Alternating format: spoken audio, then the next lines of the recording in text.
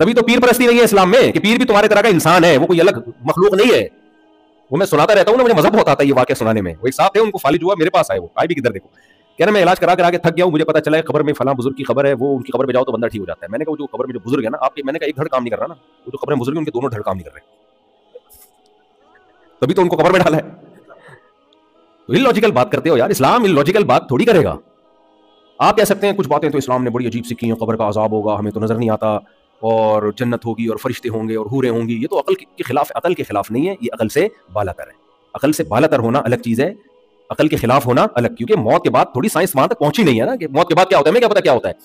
تو اب کیا اس وہ جو بندہ تھا اس کو ڈاکٹر صاحب, آپ سن رہے ہیں نا کراچی کے ڈاکٹر صاحب بڑے سائنس میں ماہر ہوتے ہیں, یہ لوگ ڈارون کی تھیوری کو بڑے وہ کر رہے ہوتے ہیں. تو مجھے نہیں پتا ڈاکٹر صاحب کا کیا نظریہ ہے, لیکن بھائی ہماری عقل میں نہیں آتا, ہم نہیں مان سکتے اس کو, یہ نہیں ہو سکتا. پھینکیں ضرور اتنی جتنی لپیٹی جا سکے. پھر میں یہاں وہ واقعہ سناتا ہوں, لطیفہ سناتا ہوں. وہ ایک آدمی نے کہا کہ میرے دادا کے پاس اتنا بڑا استبل تھا گھوڑے کا, 500 سال تک گھوڑا دوڑتا وہ استبل ختم نہیں ہوتا. تیرے دادا کے پاس کیا تھا؟ اس نے کہا میرے دادا کے پاس ایک لاٹھی تھی, یہیں سے بیٹھ کے چاند سورج کی سیٹنگ سیٹ کرتی, اتنی لمبی لاٹھی تھی. اس نے کہا وہ کم وقت وہ تیرے دادا وہ لاٹھی رکھتے کہاں تھے؟ کہنا تیرے دادا کے استبل میں رکھتے تھے. تو جب مقابلہ پھینکنے کا ہو رہا ہے تو پھینکتے رہو بیٹھ کے.